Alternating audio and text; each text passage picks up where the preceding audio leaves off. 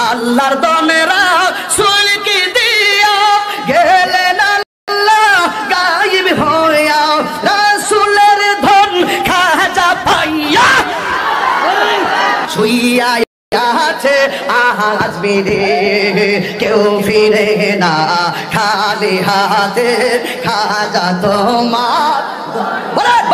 আহমদুল্লাহ সাহেবকে বলতে চাই, আমি 48 ঘন্টা সময় দিলাম, তার বক্তব্যকে উদ্ধ করতে হবে, তওবা করতে হবে, জাতির কাছে ক্ষমা চাইতে হবে, আল্লাহর কাছে ক্ষমা চাইতে হবে।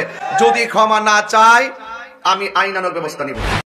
40 বছরে রাসূল আকরাম সাল্লাল্লাহু আলাইহি ওয়াসাল্লাম নবুয়ত পেয়েছিলেন নাকি তার আগে পেয়েছিলেন? শাইখ আহমদুল্লাহ সাহেবের মূল ভিডিওটা কি ছিল আপনারা দেখবেন। নবুয়তের পূর্বে রাসূল আকরাম সাল্লাল্লাহু আলাইহি ওয়াসাল্লাম কোন ধর্ম পালন করতেন? গুরুত্বপূর্ণ প্রশ্ন। নবুয়তের পূর্বে আমাদের প্রিয় নবী সাল্লাল্লাহু আলাইহি ওয়াসাল্লামের ধর্ম কি ছিল? যদি বলেন যে কোন ধর্ম অনুসরণ করতেন না, তাহলে নাউজুবিল্লাহ উনি কি ধর্মহীন ছিলেন নাকি? উনি নবী হয়েছেন কত বয়সে? 40 বছর বয়সে। তাহলে 40 বছর বয়স মানে তো জীবনের মূল টাইমটা প্রায়। তো 40 বছর পর্যন্ত উনি নিজে তো নবী ছিলেন না, উনি নবী হয়েছেন তারপরে। তাহলে 40 বছর পর্যন্ত নবী হওয়ার আগে তার ধর্ম কি ছিল? সেই প্রশ্নটা শাইখ পড়েছে মাত্র, কাট করে নিয়ে যে ওই জায়গাটা ওখানে বসানো হয়েছে। আর এটা নিয়ে আমাদের ভাইয়েরা গোটা দেশ উত্তাল করে ফেললো। ফুল ভিডিওটা আগে দেখেন, তারপর আপনার সিদ্ধান্ত নিন। কিন্তু যারা বিরোধিতা করছে 48 ঘন্টার আলটিমেটাম দিয়েছে একজন আলেমকে, একজন আলেম আহমদুল্লাহকে। আরে আহমদুল্লাহর গনার টাইম আমরা আছে, এই জন্য যে আমারা পয়রা গেছে এই বাড়ারে ধরার কোনো খবর নাই। তাহিরির কোন মাজার পূজারি আমার নরম পাইছেন? আমি যা মাজারে তো আমি বছরে 5 বার যাওয়ার সুযোগ পাই না। আপনি আমার দেখান, ওই কয়েকদিন আগে এক ভিডিও ভাইরাল করছে, 3 মিলিয়ন দেখছে, 30 লক্ষ লোকে ঢুকছে। আরেক হুজুর পিছনটা দেখা যা আমার মতন, হে বেটার দোহাই দিয়ে কইছে দেখেন দেখেন দেখেন দেখেন এই যে তাহিরি কেমনে মাজারে। এটা একটা কথা হইল? বিজ্ঞানীদের নিয়ে গবেষণা আছে, এই বইগুলো আপনারা পড়লে দিনের আলামতে পরিষ্কার হয়ে যাবে। সবচেয়ে বড় কথা হলো বিজ্ঞানের আর কিছু খুঁজে পান নাই। এই আকতা কুকথা যেটা নিয়ে স্বয়ং বিজ্ঞানীদের মধ্যে মত পার্থক্য আছে।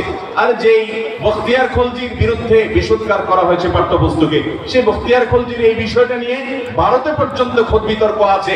কংগ্রেসের করণ সিং এর সাথে আপনার সীতারাম, যিনি আপনার সেখানকারই আরেকটা দলের নেতা, তার সাথে বিতর্ক হয়েছে রীতিমতো। সেই বিতর্কে রীতিমতো বখতিয়ার খলজির বিরুদ্ধে যে অপবাদ দেওয়া হয় তিনি পাঠাগার ধ্বংস করেছেন, দুই পক্ষ দুইটা কথা বলছেন, বিতর্কিত বিষয়টা, অথচ সে বিষয়টা আপনি পাঠ্যপুস্তকে একেবারে অবধারিত, একেবারে সন্দেহাতীত এরকম ওহির মতো মনে হচ্ছে আপনি বসায় দিচ্ছেন। উদ্দেশ্যমূলক ভাবে পর্দাকে সেখানে 5টা গল্প এনে খুব নোংরা ভাবে পর্দার বিরোধী বিধানকে তাচ্ছিল্য করা হয়েছে। একটা সন্তান বোরকা পরাটাকে খারাপ, এটা শিখবে বইয়ের গল্প পড়ে, অথচ তার টিচার হয়তো পর্দা করেন, তার মা হয়তো পর্দা করেন। তাহলে এর কারণে আমাদের সমাজে অস্থিতিশীলতা হবে কি হবে না? অস্থিতিশীলতা হবে কি হবে না? এই সন্তানরা বেয়াদব হবে কি হবে না? এমনিতে আমাদের এই প্রজন্ম মেনানবেস, এই প্রজন্ম আস্তে আস্তে তাদের নীতি নৈতিকতা আদর্শ মোরালকে হারিয়ে ফেলছে। এরপরে তাদেরকে বই পুস্তকে শিক্ষার নামে সমস্ত বীজ ঢুকিয়ে দিয়ে তাদেরকে ধর্মহীন করার যদি চক্রান্ত করে, তো আমি তো আমার ছেলেকে এই বই পড়াবো, আমি তো আমার ছেলেকে কোনোদিন আমার ইমানের দাবির কারণে বই পড়াতে পারবো। অতএব সরকারের সর্বোচ্চ মহল বুদ্ধিমানের পরিচয় দিবেন আমরা আশা করি। সব জিনিস নিয়ে খেলা করা যায় না, সব জিনিস নিয়ে হেয়ালিপনা চলে না। কিছু মানুষ অস্থিতিশীল পরিস্থিতি সৃষ্টি করার জন্য, দেশের পরিস্থিতি ঘোলাটে করার জন্য, কোন দুর্বশীলদের জন্য তারা এরকম কাজ করেছে বলে আমাদের বিশ্বাস। বিনা যথাযথ কর্তৃপক্ষ এরপরে শক্ত হস্তে তারা পদক্ষেপ গ্রহণ করবেন। এবং আমরা আরো বলছি যে এই যে বিবর্তনবাদের নামে নানান কথা বলা হচ্ছে, গতকালকে একজন মিনিস্টারের একটা টক শো আমি শুনেছিলাম, কোন একটা টেলিভিশন চ্যানেলের টক শো, সেখানে দেখলাম তিনি একই কথা বলছেন যে না বিবর্তন তো হয়েছে। আরে ভাই, ওই বিবর্তন তো আপনি বইয়ের মধ্যে লেখেন, কেউ আপত্তি করবে না। আপনি ছবি দিয়ে কি বিবর্তন বুঝিয়েছেন, এবং আপনার এখানে এই পশু প্রাইমেট থেকে মানুষ তৈরি হয়েছে, এটা আপনি চূড়ান্ত কোনো কথা, বিজ্ঞানের ধারণা প্রসূত কথা। আপনি যদি একটা মত হিসেবে উল্লেখ করতে হয়, এর বিপরীতে তো আরো মত আছে, সেগুলো উল্লেখ কেন করছেন? আমাদের সন্তানদেরকে কেন কোরআনের বিরুদ্ধে মুখোমুখি দাঁড় করাচ্ছেন? কেন সন্তানদেরকে আপনি তথাকথিত আপনার গল্পের নামে আপনি সন্তানদেরকে পর্দার প্রতি এরকম অবজ্ঞা অশ্রদ্ধা করে সেটা করে গড়ে তুলছেন? এই ভারতবর্ষকে শাসন করার জন্য হিন্দুদের যেমন অবদান আছে, মুসলমানদের অবদান আছে। এখানে তিতুমিলের বাঁশের কেল্লা হয়েছে এই ভারতবর্ষে, এবং এই ভারতবর্ষে খেলাফত আন্দোলন হয়েছে, এখানে অনেক কিছু হয়েছে। আপনি সেগুলো সবগুলোকে ইগনোর করে শুধুমাত্র হিন্দুর অবদানকে তুলে ধরে মুসলমান শাসকদেরকে ভিলেন বানাচ্ছেন। আরে ভাই, আল মুসলিমুনা ফিল হিন্দ ভারতবর্ষের একজন বড় লেখক এবং মুসলিম বিশ্বের অন্যতম বড় গবেষক, মুসলিম বিশ্বের নোবেল খ্যাত বাদশাহ ফাইসাল অ্যাওয়ার্ড পাওয়া কয়েকজন ভারতবর্ষের মানুষের একজন ছিলেন সৈয়দ আবুল হাসান আলী নদভী রহমাতুল্লাহ আলাইহি। তার লেখা বই আল মুসলিমুনা ফিল হিন্দ আরবিতে, এটা বাংলা হয়েছে, ডক্টর আফম খান জসিম বাংলা করেছেন, ভারতবর্ষে মুসলমানদের অবদান। এই বই আপনি দেখবেন সেখানে স্পষ্ট লেখা হয়েছে অনেকগুলো ইতিহাসের অংশের ভিতরে একটা হলো যে এই ভারতবর্ষে তুফমি নামক একটা আম ছিল। শুধুমাত্র মুসলিম শাসকেরা এই ভারতবর্ষের শাসন করতে এসে পৃথিবীর বিভিন্ন প্রান্ত থেকে তাদের নিজ নিজ ভূমি থেকে বিভিন্ন আমের জাত এনে, কলম এনে উন্নয়ন করেছে। আজ বিভিন্ন সুস্বাদু আম যে ভারতবর্ষে আমরা খাই, সব মুসলমানদের আনা। ভারতবর্ষের যত গর্ব আছে, গর্বের যত ধন আছে, কুতুব মিনার বলেন, লাল কেল্লা বলেন, আপনি এরকম দিল্লি শাহী মসজিদ বলেন, আপনি তাজমহল বলেন, এরকম সব বড় বড় স্থাপনাগুলো সব মুসলমানদের করা। এই ভারতবর্ষ থেকে সতীদাহ দূর করবার জন্য রাজা রামমোহন রায়ের যেরকম অবদান আছে, মুসলমানদের অবদান তার চেয়ে বেশি আছে।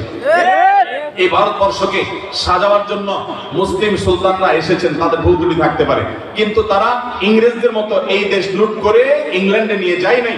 ভারতবর্ষের মুসলিমদের সবার খবরই ভারতবর্ষেই আছে। অতএব আমাদের পাঠ্যপুস্তকে বাচ্চাদেরকে শিক্ষার নামে যা শেখানো হচ্ছে, সুপরিকল্পিতভাবে তাদেরকে ধর্ম বিদ্বেষী করার চক্রান্ত করা হচ্ছে। এটা মুসলমানদের চিন্তাধারার পরিপন্থী, খ্রিস্টানদের চিন্তাধারার পরিপন্থী, হিন্দুদের চিন্তাধারার পরিপন্থী। বাংলাদেশের আবহমান কাল থেকে চলে আসা সংস্কৃতি হলো এদেশে মেয়েরা মাথায় কাপড় দেয়, মুসলমান মেয়েরাও দেয়, এমনকি হিন্দু মেয়েরাও মাথায় দেয় কি দেয় না। অতএব বই পুস্তক থেকে শিশুদের মাথা থেকে কাপড় সরিয়ে ফেলা হচ্ছে। মাদ্রাসার বই, সেখানে পর্যন্ত বাচ্চাদের মাথায় কাপড় নেই। কয়েকটা শ্রেণী বইয়ের আমার অফিসে কয়েকজনকে আমরা দায়িত্ব দিয়েছিলাম চেক করার জন্য। আজকে আমাকে তারা রিপোর্ট দিল যে এই বইয়ের আগা মাথা কয়েকটা বই, ইসলাম শিক্ষা বই ছাড়া কয়েকটা বইয়ে একটি জায়গায় আল্লাহ শব্দ পর্যন্ত কোথাও নেই। যে দেশের বাচ্চারা, যে দেশের মানুষ, সর্ববয়সের মানুষ আল্লাহ ছাড়া কথা বলেন না, বঙ্গবন্ধু যেখানে তার বক্তব্যে ইনশাআল্লাহ ছাড়া, আল্লাহর নাম না ছাড়া কথা বলতেন না, সে দেশে বইগুলোতে আল্লাহর নাম পর্যন্ত উল্লেখ নাই। এই বই কখন আমার সন্তানের জন্য আমি পড়াতে পারি? এই বই পড়ে শিক্ষিত হওয়ার চেয়ে আমার সন্তান মূর্খ থাকা হাজার গুণ ভালো। আমার সন্তান মুসলমান থাকুক, ওর শিক্ষিত হওয়ার নাম করে নাস্তিক যেন না হয়, সে চেষ্টা আমাদের অবশ্যই করতে হবে।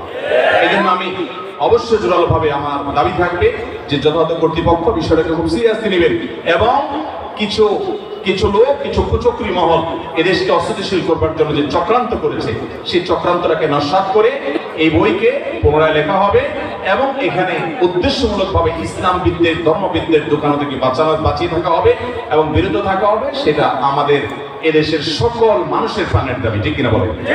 আল্লাহ তাআলা আমাদের সবাইকে সে পথে হাঁটার তৌফিক দান করুন। কর্তৃপক্ষকে সেই সিদ্ধান্ত বিনিশ্চিতভাবে গ্রহণ করার তৌফিক দান করুন। হাতে গোনা কয়েকটা নাস্তিক, তাদের হাতে গোড়া দেশের ধার্মিক মানুষের জিম্মি হবে। ধর্ম বর্ণ নির্বিশেষে, মুসলিম হিন্দু নির্বিশেষে এটা কখনো গ্রহণযোগ্য হতে পারে? ধর্ম বিযুক্তির এই প্রচেষ্টা কখনো সফল হবে?